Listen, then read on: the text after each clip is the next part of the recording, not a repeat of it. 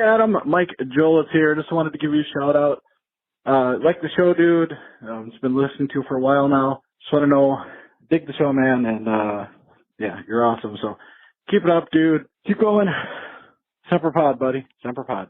Beginning ODO podcast in 5, 4, 3, 2, 1.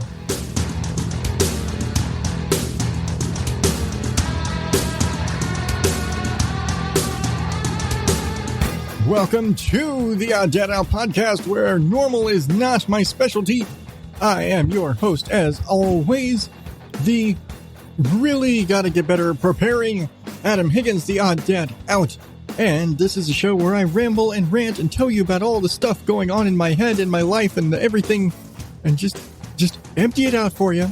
And I tell you about some podcasts that I think you should listen to, and some other stuff that maybe I think you should check out, because sharing is caring, and maybe I want to expand that a little bit some.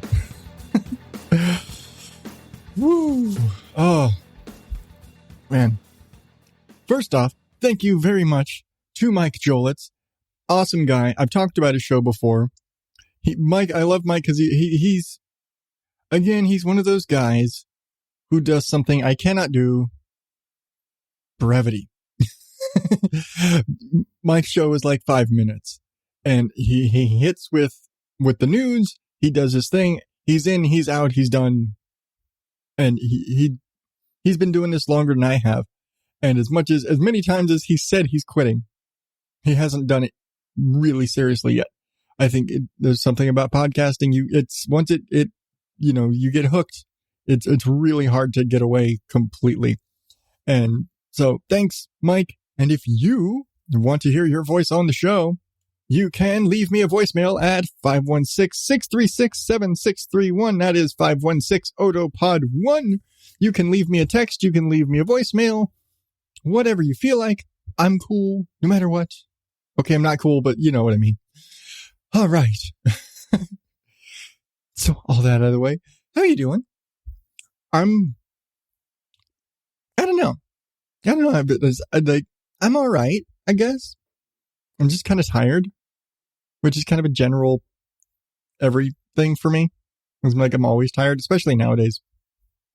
I'm finally getting to that point in the winter where I'm just always tired. And it's weird because my work hours have actually been a little lighter, so I've technically been able to get some more sleep. But at the same time, I'm not as much. Man, that's just me being stupid, I guess.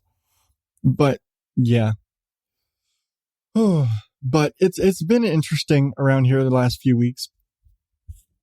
And I'm going to try and keep things on a single subject just for the sake of simplifying, trying to write blog posts.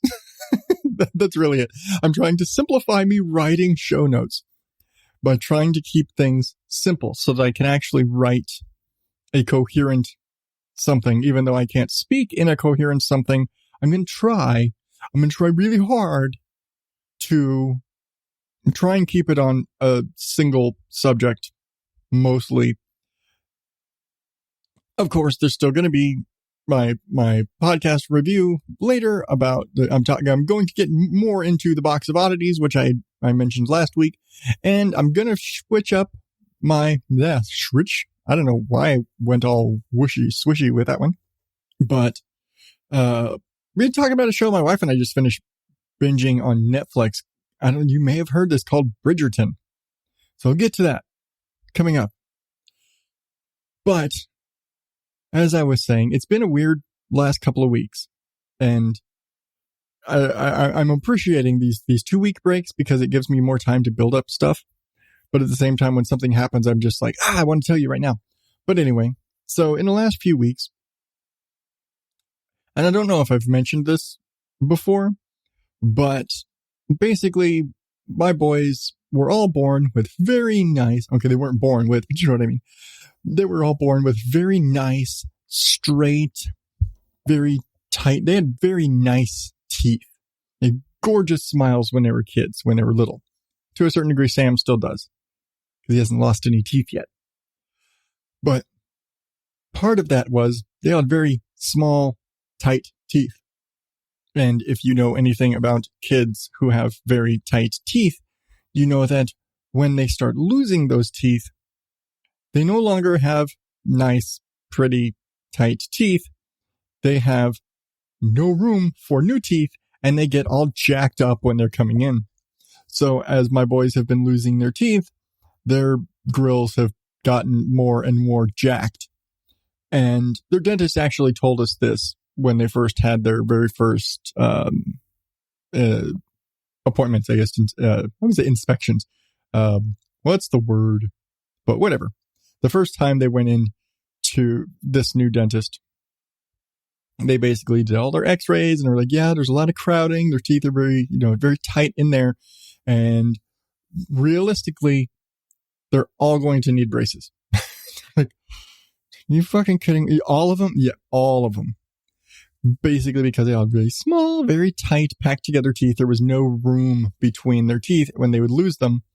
You got room for a little tooth in there. Little tooth comes out. There's no room for a big tooth to fill that space, basically. And all of them have this. And we knew, and we were actually going through some processes with Charlie because none of his teeth were falling out. So every time we were having to go in and have his teeth surgically removed because he was about 7 before he lost his first tooth. And we went in and they did the x-rays and we're like, yeah, it's coming in there. But the baby tooth wasn't coming loose. His teeth have never gotten loose, which has been a problem. But all of his teeth, we've had to go in and the dentist had to pull them out. Well, yeah, we haven't so much had that problem with, except recently we've had a problem with Bug where he lost his front 2 teeth. All I want for Christmas is my 2 front teeth. Well, he lost those probably around Halloween. And the 2 adult teeth hadn't really grown in yet. They started growing in. They were kind of peeking in, but they pretty much stalled out. And we started worrying. It was like, well, what's going on? Why haven't these come down any further? By now, they've been months and months and months. They should have been in by now. And at the same time, we noticed he started having some toothache in a adjoining tooth to where those 2 front teeth were missing. And so we're like, okay, what's going on? And he finally had a night where it was bugging him so much he couldn't sleep. We had to medicate him so that he would be able to get to sleep that night. And so we ended up getting him into the dentist. I think we actually got him in the next morning, or if not the next morning, like the day after. And they were like, yep. Took some x-rays and saw that the tooth that was supposed to be coming in, basically those 2 teeth that he'd already lost, were kind of nudging up against each other. And the next tooth over, which was trying to come out, was being pushed by the incoming adult tooth. But because of the other 2 teeth that were there that were coming in, this tooth had no room and had actually gotten twisted completely sideways. So it was like completely like turned 90 degrees horizontal and coming in like that and was pushing against that other tooth the wrong direction. So it wasn't pushing it like the right way so that it would push it out and all that. It was like stabby. It was all stabby. And so that tooth had no room. It didn't have the right pressure to come out, basically. So that tooth wasn't coming out. It needed to. And on top of all that, basically looking at the x-ray, they were like, yeah, this tooth, this here. He's got a bunch of teeth that are about to come out and a bunch of stuff that's not going to have any room to come in. So we need to set up an appointment with the orthodontist and have this looked at. So, we're like, we have the decided benefit of the boys' orthodontist is in the same office. It's only certain days of the week the orthodontist is there.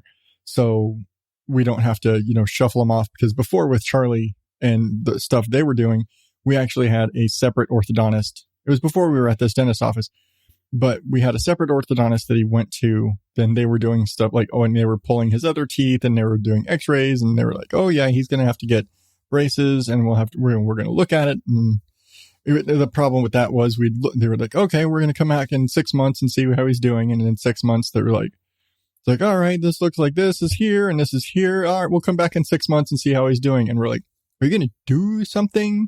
Because you keep saying, come back in 6 months, come back in 6 months, come back in 6 months. And it basically amounts to, you're not going to do shit until he's like 12. And he's like, basically, they didn't want to do anything or put braces on him or anything until all of his adult teeth had come in, and then they'd fix it. I'm like, then what the fuck do we keep coming back here for the next 6 months? If I'm going to keep coming back here and paying you a ridiculous amount of money just to take an x-ray and look at his teeth when you're not going to do shit for a couple of years, fuck it. I'm not going to keep coming back because I'm wasting my time and money. Well, now that we've got him in this other office where the orthodontist is in-house and they're all kind of passing notes back and forth and looking at it. And literally I can go in for a dentist appointment on Thursday and come back for an orthodontist appointment on Friday. And they can pull teeth, hair, and throw braces on there or do whatever, they need to do. And they looked at him and were like, yeah, no, we need to start this going right now. And because Charlie was going in for a regular orthodontist appointment, they were going to look and kind of do his evaluation. Evaluation, that's the word I was looking for. Thank you for scrambling my brain. But they were going to evaluate him for braces and look at everything. And we were like, okay, well, it was like 2 days before they were like, hey, can we, I think you guys probably need an orthodontic appointment for Bugs. So we took him in there and got him scheduled in at the same time. And they basically sat them down and were like, okay, well, here's the deal. They've got all these teeth coming in, and it's like what we do here, and not everybody does this, but what we want to do is we want to start them on these like kind of primer braces. And this basically helps as the adult teeth are coming in, these primer braces basically are widening out the gaps in their teeth. Whereas you normally think of braces as straightening everything out and tighten things up and everything. These braces are actually widening out the gaps in their teeth for the adult teeth to grow in and have room so they don't come in completely jacked and crooked. And they may still come in crooked. They're probably going to a little bit. But the plan is, okay, we're going to put these braces on. It's going to open up the gaps in the teeth so that when their new teeth come in, they've got a little more room to work. They can settle in a little more. And they're like, yeah, it'll be on these for like a year. Then you'll take them off for like a year and let everything kind of settle down. And then we'll put the final braces on that will straighten everything back up and tighten everything up after that. It was like, braces are a years and years long process. They're like laying it out. Okay, here's what we want to do. And we're fortunate with Charlie because his dental age, as they kind of say, he's very behind. For whatever reason, his teeth are just behind schedule. Him and Bug are almost at the same point, dentally speaking, of teeth falling out and where it's not like, they're there's something wrong with them. It's basically his teeth are just behind schedule for falling out and growing in and all that. So basically Bug and Charlie right now are about to get braces, and Charlie is actually going in like 2 weeks. He's going to be getting his first kind of starter braces on. But in the meantime, Bug, unfortunately, we had the issue with the tooth that was loose and causing him a lot of pain. Well, that one was all messed up and it was bound to come out. So they went ahead and pulled that tooth out. And in that whole process, they also, and the orthodontist looking at it, it's like, okay, well, we want to do the braces for him too, because he's in a good position right now where his teeth are at that we can do this and get ahead of it before it gets too bad.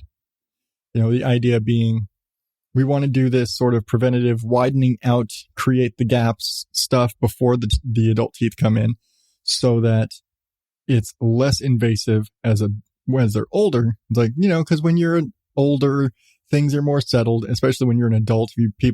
I've heard horror stories about people who get braces as an adult.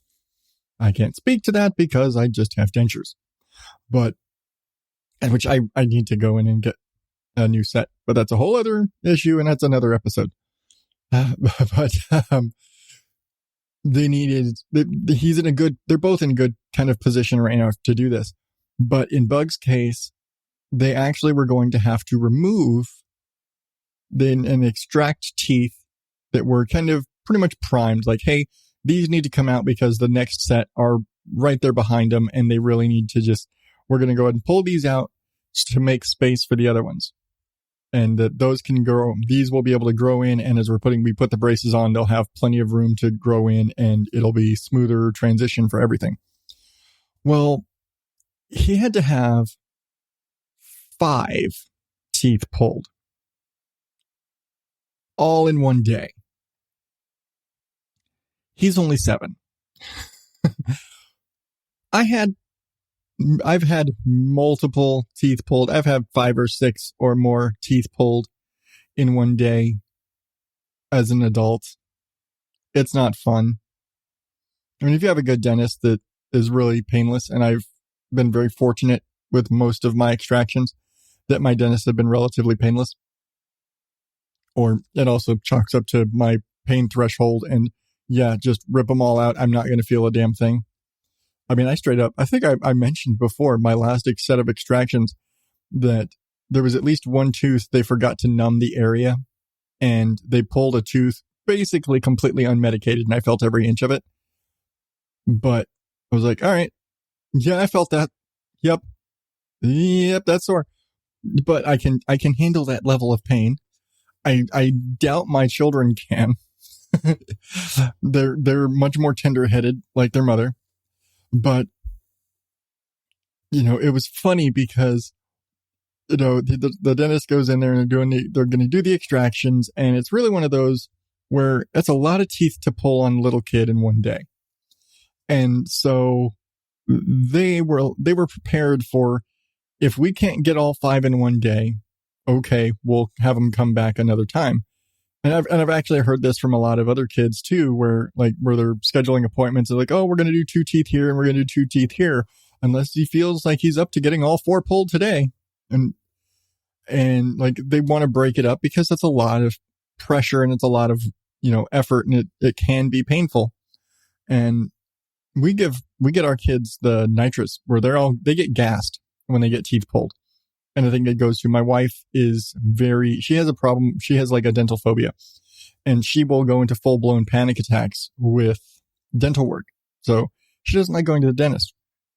And as kind of a precaution, she also kind of treats the boys in a similar way, where they get the nitrous to help them whenever they go have major like extractions and stuff. When they have major work done, they get nitrous. And so he's, but that doesn't mean there's not pressure, and it's not kind of scary when you're a little kid. And because of COVID restrictions, I can't be in there with him while they're doing this. I have to sit outside. And so I'm sitting out there and he's in there getting teeth pulled, and I can't be there encouraging him.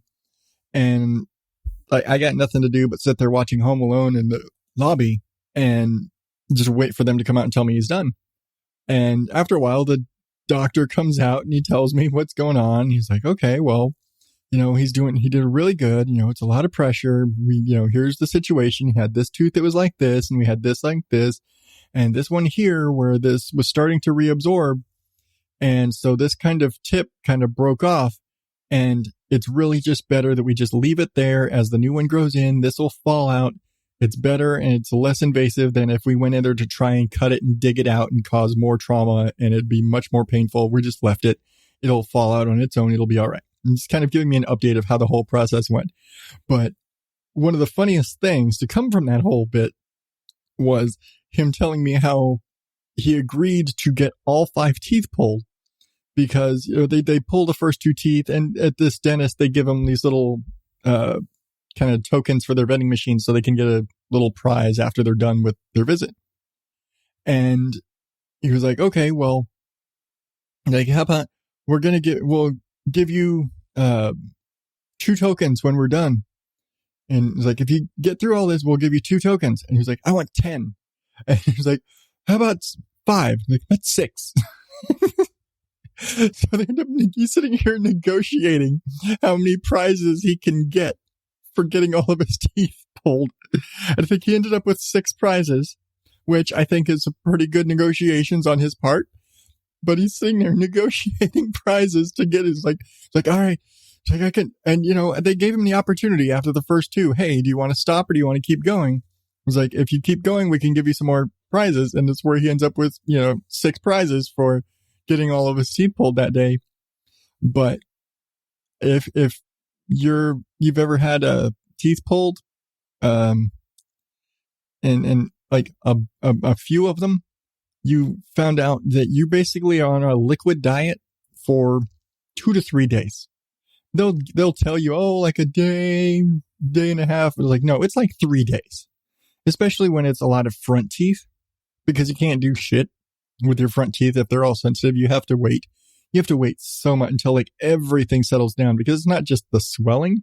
It's also just the tenderness and the pressure. And you kind of have to wait for whatever, the tooth, the gums and everything to kind of dry up a bit and tighten up to where it can almost like callus over, almost to where you can handle the pressure of, oh, I'm going to eat some mac and cheese. Something even as soft as mac and cheese, but you're like on mashed potatoes and Jello. And I had to go get him like Pediasures and Jellos and applesauce, which I've discovered none of my boys will fucking eat applesauce. I don't know what's wrong with them. What the fuck? It's applesauce. What the hell? It's delicious. So I have to eat all the applesauce, but it was like pudding and Jello and all this stuff for him for like 3 days, at least 3 days, where, he was, ramen. He could eat ramen because it was mostly just, keeping, I was keeping it small, like spoon size. I don't break up the ramen packet. I swirl it and have like big old hunky ramen fork full and minimal chewing because it's fucking ramen. But, giving him big, ramen bowls and stuff like that. And he basically was on that for like 3-4 days. And of course, all the boys are jealous because like, I want Jello, I want pudding. Like, I want to have ramen. I was, bitch, you're eating a burger. You get to have pizza and burgers and stuff. He's having ramen and Jello. That's all he can eat. Give him a break. But, he's tough through it. And, it's been a couple weeks. He's settled down. He can finally eat again. We've had pizza and burgers and stuff again. But, it's still going to be a couple months. I think they have to wait until everything's really settled in. I think they have to wait until those adult teeth start really coming in. So they'll be able to kind of put everything together. But, this has been a fun adventure. Just like, we knew, like I said, we were told from the get-go, yep, every single one of them is going to end up getting braces eventually. So we knew it was coming. But fuck if we didn't, not want to deal with it, because anybody knows braces are expensive. It's actually not going to be too awful. I don't think it's only going to be like, at least this, I think it's only going to be like $1,500 for this particular thing, which, yeah, it's still expensive. But, in my brain, I'm sitting here thinking it's going to be like 10 grand per kid for braces. Oh my God, I can't afford this. This is going to, But right now it doesn't look to be too awful, and it may just go to, we have decent insurance. I don't know. I don't look at the insurance. My wife deals with all of that. But hopefully this won't be a crippling debt type of situation to get the boys' teeth fixed. The same as, getting mine done. I need to do mine too. But again, that's another episode. That's another story for another day. But yeah, it's man. I dread the aftermath of this experience, because Charlie's already had to deal with kind of having an appliance that he has to wear. We had to deal with Damien having his tooth knocked out and everything, the mashed potatoes and Jello diet he was on for quite a while with that. And he had kind of 3 tooth braces, and it was just to hold that tooth in, which I don't remember if I've mentioned. He did get that off finally, so his tooth is reattached as far as they can tell. There's still some treatments he's doing with that just to make sure that is fully reattached and secured. They may eventually have to do a root canal and some stuff further down the line as he gets older, because stuff can change. But right now everything looks good there. But, it's been this whole crazy thing with the boys and their teeth and everything they have to do.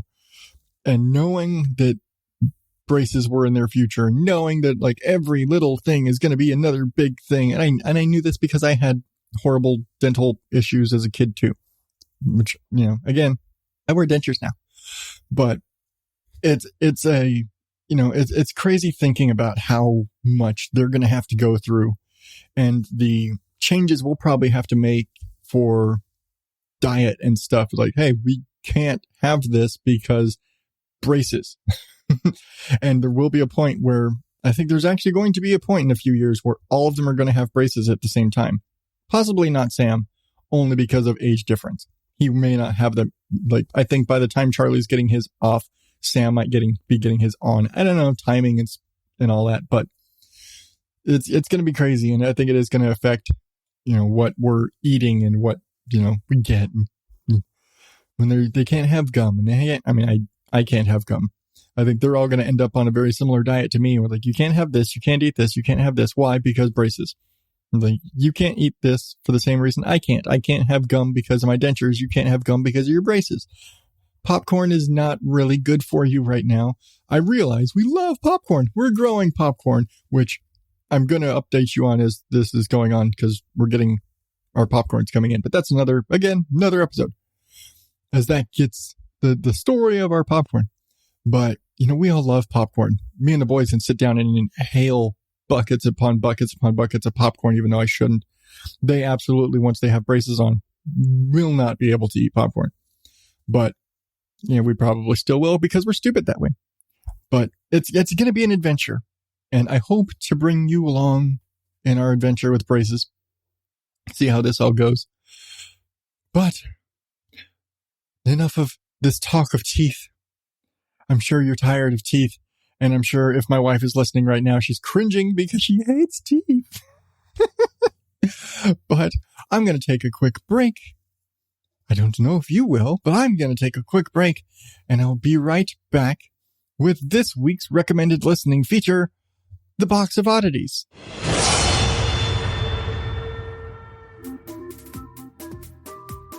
If you enjoy space adventures featuring brave and competent astronauts. Can you give me a countdown to be ready? 3, 2... If you enjoy podcasts that are culturally sensitive. I've been labeling stuff aboard the ship with Post-its so she can learn our language. I speak English, you bloody... If you enjoy shows with sophisticated humor. Well, that's just rude. It's her spacesuit. Then you may not want to listen to Oz 9. But if you simply enjoy giggling. Oh, you Anglais, so snooty about all the everythings. Oz 9 may be the show for you. Get it wherever you find the other shows you like to put in your ears. That title is spelled OZ-9. You could certainly do worse. Recommended listening. The world is full of stories.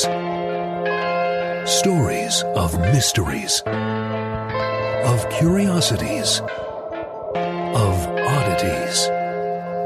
Join Kat and Jethro Gilligan-Toth for the strange, the bizarre, the unexpected, as they lift the lid and cautiously peer inside the Box of Oddities. A good day to you, fine gentle people. And by gentle people, she means you, the Freak family. How's it going? Good to have you here. We have had a really exciting couple of days. Yep. In fact, last night we actually left the house. Oh, man. And because we were out of bread and you wanted, and tortillas. Yeah. You wanted to make some quesadillas. Quesadillas. I'm currently on a quesadilla kick. And we went to the, I don't know what it was like one of those dollar store, general dollar store. Yeah, one of those weird prairie stores. Right in the middle of a field.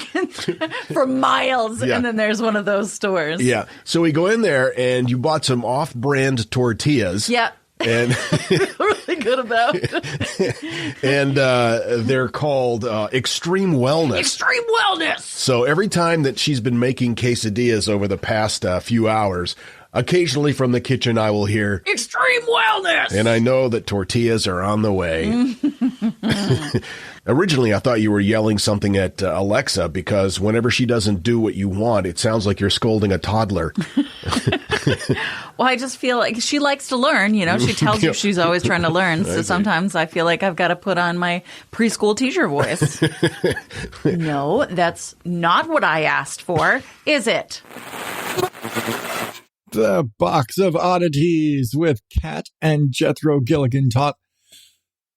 I mentioned this on the last episode, which in its simplest form, I can just say a funny couple talks about weird shit. That is, again, that's the best way to describe this show in one sentence.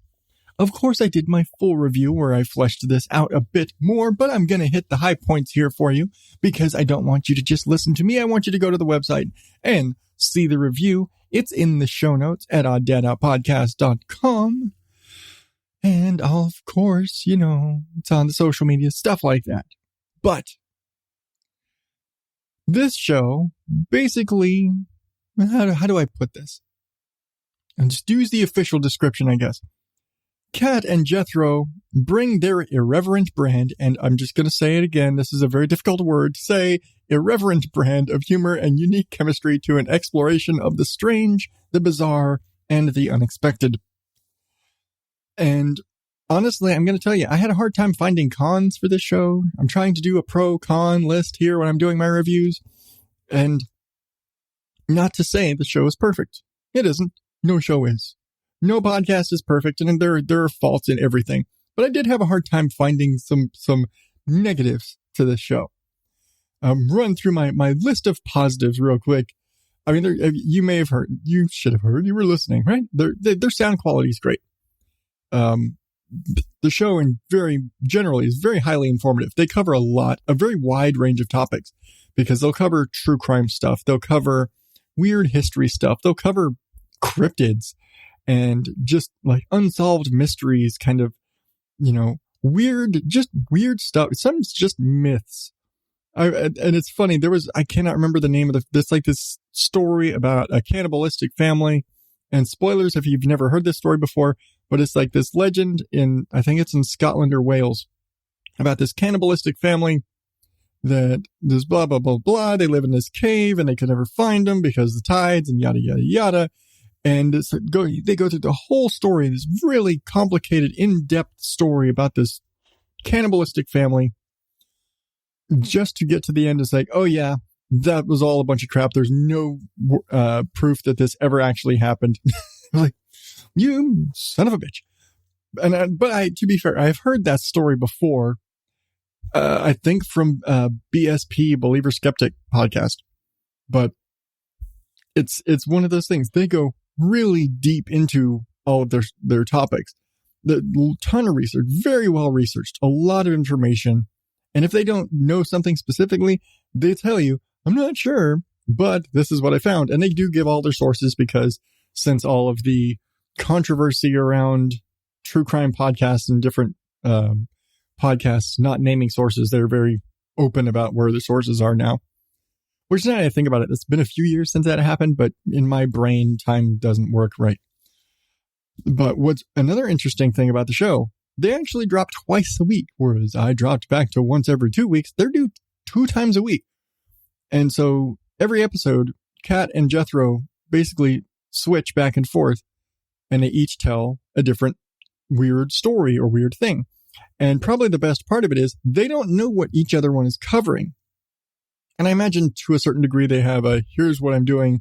That's what, you know, to a certain degree so they don't oops and cover the same story at the same time.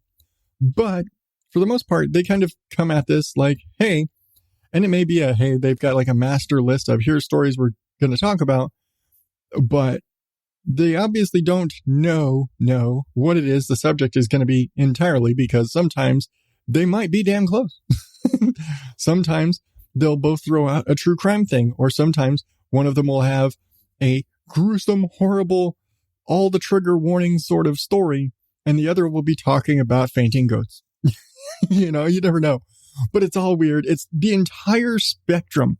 They cover the entire spectrum of weird and unusual and strange and silly and funny and the supernatural. Again, they cover everything from true crime, real murder, to ghost stories and myths and cryptids and everything in between.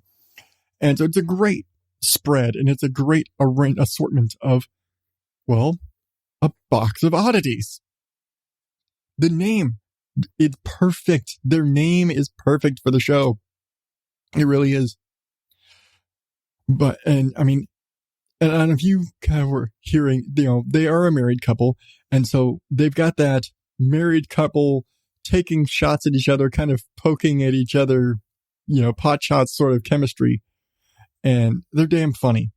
And realistically, if they took this show seriously, if they did this supernatural AM radio, 3 a.m. paranormal stories series, it wouldn't work. It's just way too, there's so much. The comedy of it, their humor and the silliness and the way they tell these stories, even in some of the, not that they make light of serious, like true crime and murdery stuff. They don't make light of these stories, but they will have a happy, funny story somewhere in there to break the tension. They'll crack some jokes to break the tension and keep you from getting dragged down by sometimes heavy subject. So, it's a really good balance with all of it. And again, great research, tons of information. I've heard so many crazy, weird, fun stories. And again, because I'm weird and I know this stuff, a lot of this stuff already, I've heard some of this stuff. But I've heard so much. I've learned so many weird, funny, silly, just weird. And I keep saying weird because there's no other way of explaining it other than just weird. And as odd is in my name, I don't want to keep throwing that out there, but they deal in the odd, which is, my realm of speciality. And so, yeah, and it's just fun. It's funny. It's fun. It's funny. There's a wide variety of stuff. And they cover a lot of shit because, again, 2 episodes a week, 2 stories each episode. That's a lot of work, a lot of research. And again, well researched, no bullshit. So I will tell you the 1-2 sort of cons. And I had to kind of reach out to another fan who's in the Oddballs Facebook group, and she's a fan of the Box of Oddities, and she suggested it to me. Kind of was like, okay, could you tell me, because I'm having trouble finding some negatives on the show. And one of the first things that I kind of came to, and I kind of alluded to it, as they cover some weird stuff, and they do cover true crime, some of the stories can get rather graphic, and there are some that absolutely deserve a trigger warning because stuff can get really graphic. And so if you're not into that, sometimes that can be off-putting, really. It's not a problem for me, but I'm looking at this from a perspective of other people might have a problem with this. Things can get pretty graphic sometimes. And then I will say a problem that I have, and I feel shitty again, and I felt shitty saying it about Night Vale. Sometimes the ad breaks can get kind of annoying. And I realize they have to make money from this. This, especially with how much they do, and they try and do like a touring show and stuff like that, that sometimes the ad breaks can be kind of long, and they do tend to have the same kind of advertisers that you hear on a lot of the same podcasts. So you start hearing a lot from BetterHelp and Raycon and the meal boxes. You start hearing a lot of the same commercials that you tend to fast forward through in most podcasts nowadays. You're going to hear them from them, which is sad to say because it's really annoying because these are the ones you fast forward through. It doesn't matter how good of a job they do with them. You get these long ad breaks, and they're the annoying brands that you're just like, oh God, I'm so tired of hearing about, this crate. I'm so tired of hearing about, it's not Blue Apron anymore because they don't advertise on podcasts anymore. But what's the other one? But I don't want to hear about a food box or a mattress or whatever. I'm tired of it. But it's, again, it's advertising in the podcast business. I can't get mad at it as much as it's just annoying. And the one other thing, and I've hinted at this in the past, not so much recently, is sometimes they do kind of veer into political stuff. And it's 2021 and the world has been a fucking mess.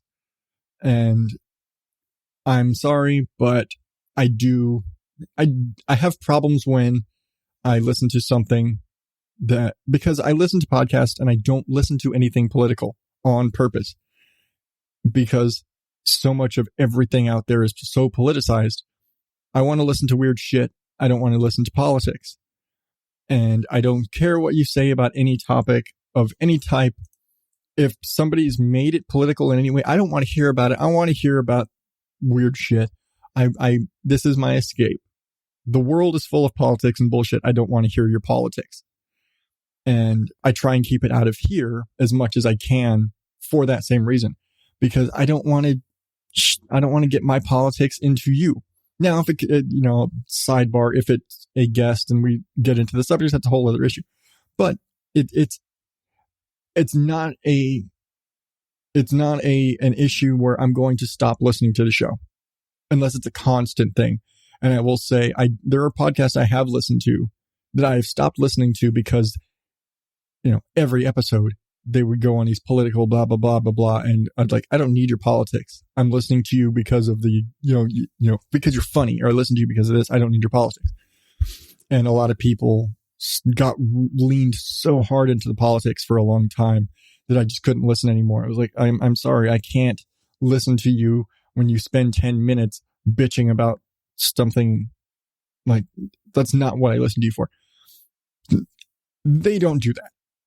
They don't. And I realize I just rambled on about other people.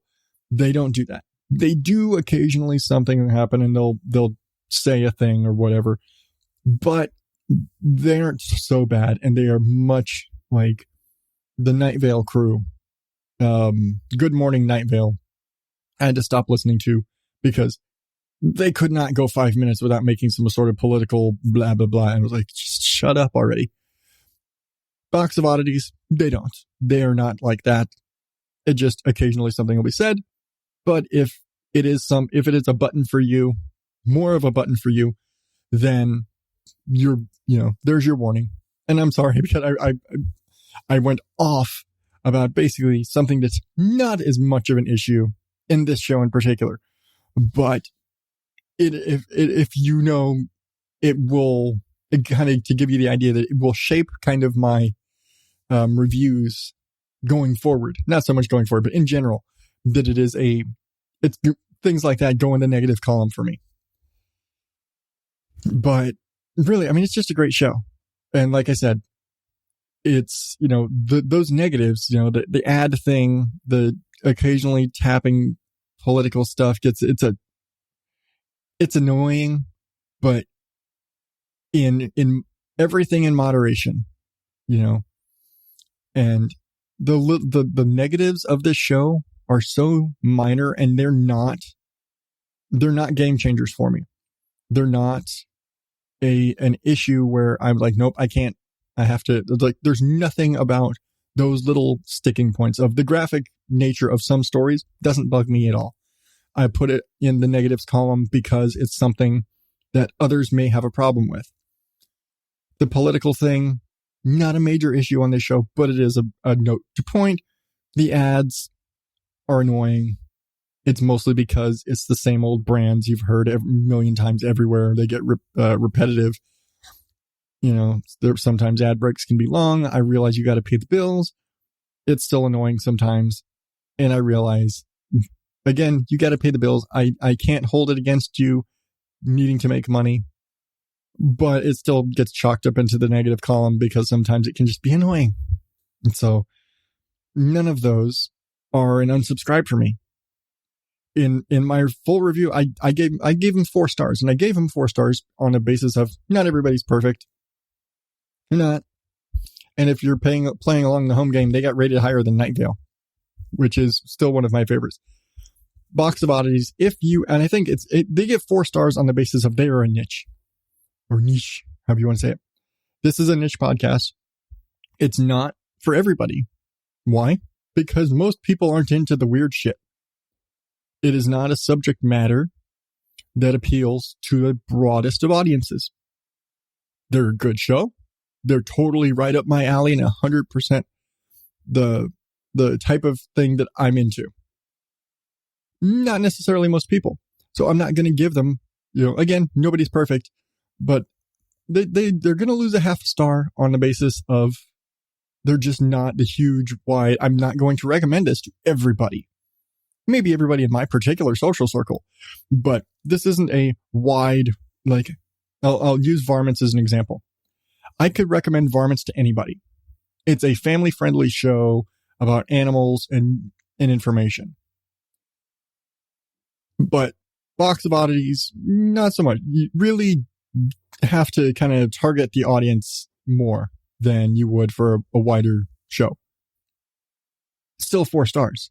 Still a hard recommend. Still a show that I listen to twice a week. I don't skip them. This doesn't go on my skip list. It really doesn't. There's some shows I still subscribe to that I skip sometimes. I just don't feel like listening to. This is not on my skip list.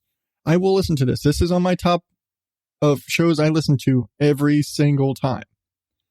Hard recommend for me. That's why my star scale is really hazy. Sorry to say. But, hard recommend. Absolutely. 4 stars from me. If you are into weird shit and funny couples, you have to listen to the Box of Oddities. That's what I'm going to say.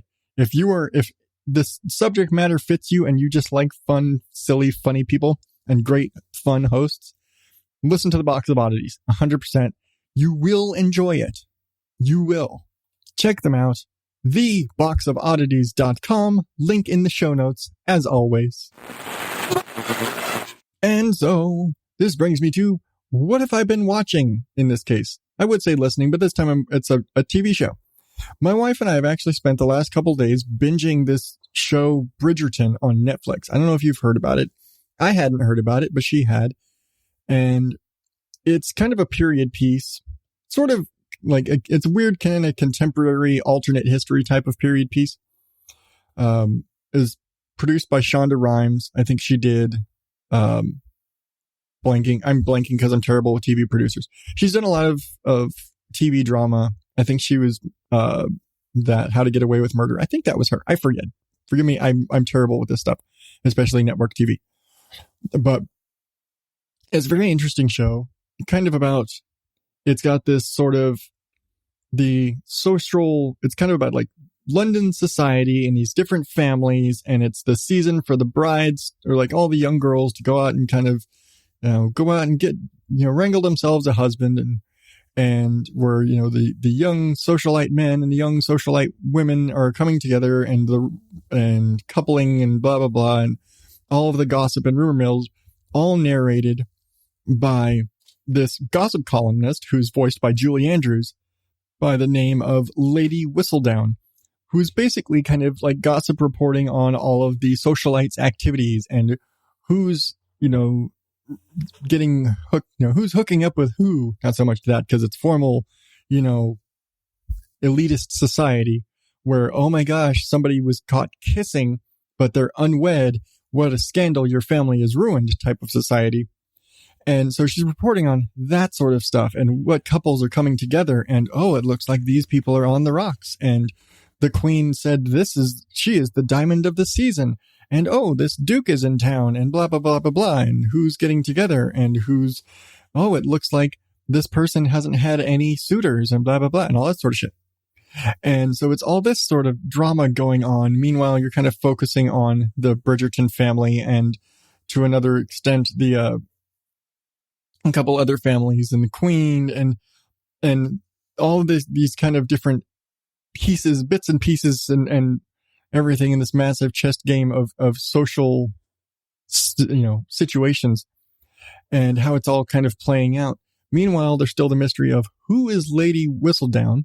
Everybody wants to know because she's got the dirt on everybody and she's publishing this gossip rag and everybody wants to know who she is. And the queen is pissed and she wants her dead because, she's spreading all the gossip and all this sort of stuff. And there's some people who are just idolize her and other people who want her dead and other people who are just like, they're following this to know, the latest scandal and all that sort of stuff. And meanwhile, you've got all this drama with the will they won't days of different relationships and how is this going to play out? And you're screaming at the TV at this one couple because if they would just get out of each other's way, they get out of their own way and just communicate, then there wouldn't be so much bullshit. And I will say, there is a lot. There's a good chunk of nudity in this. There's a lot of sex scenes. And I will say there's a wedding. And then, man, do they get into the honeymoon of this.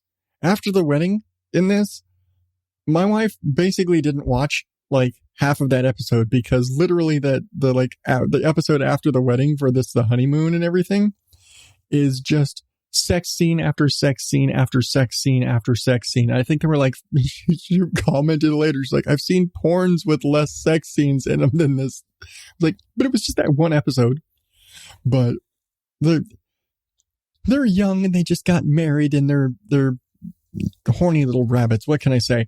But it's really funny, but it is a really good show. And to my understanding, at least at the end, we did see the whole thing. It says at the very end that they do have another season coming up. And I'm looking at the ending of this and I'm like, you gave away so much at the end of this first season. What do you do with the second season? And I will tell you now, at the opening of the show, and again, it's Julie Andrews narrating, and she's like, you don't know who I am, and you never will. But that led me to believe they're going to keep the identity of Lady Whistledown a secret for the entire series as a point of just, she's the narrator. She stays out of the story and just tells the story. But they tell you who the fuck she is at the end of the first season, and I got really pissed at that. And it's not a big spoiler. You'll figure it out if you're watching attentively.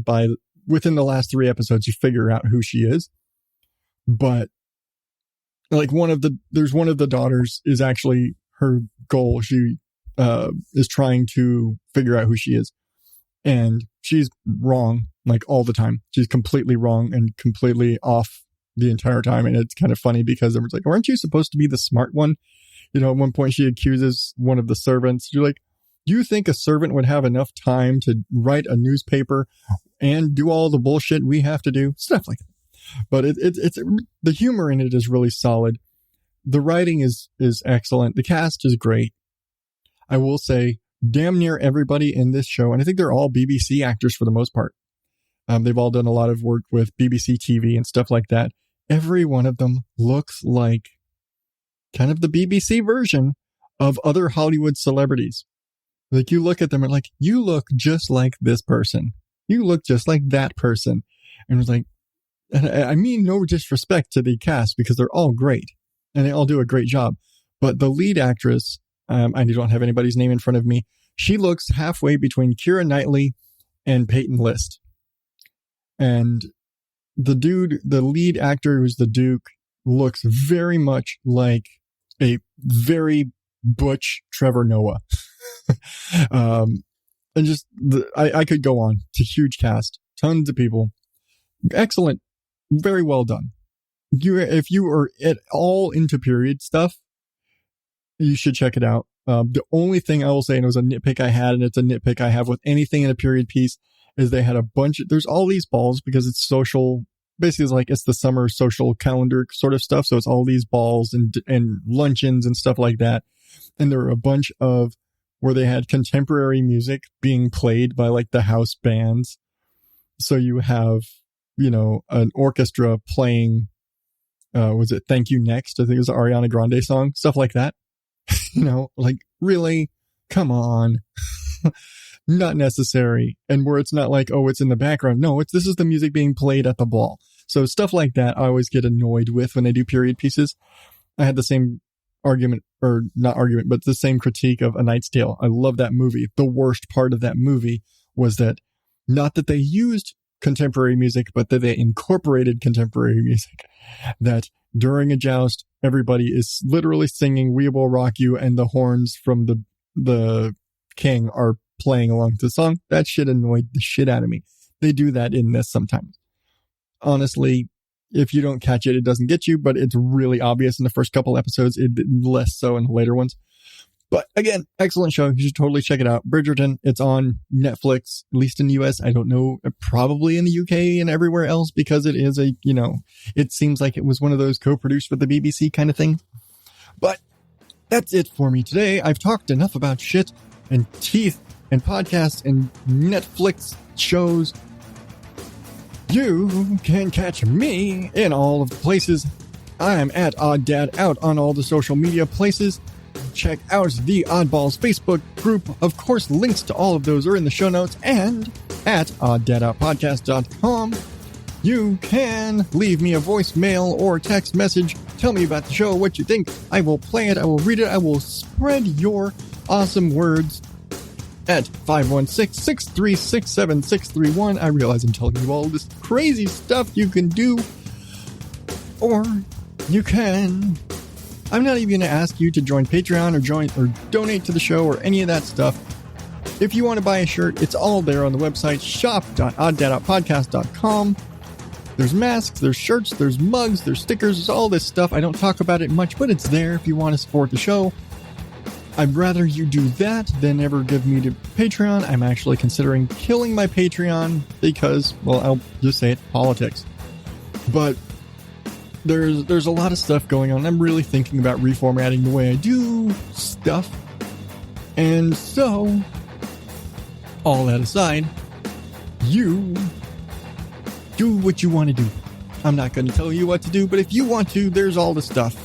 And I've fumbled the spiel at the end of the show, but what else do you expect from me?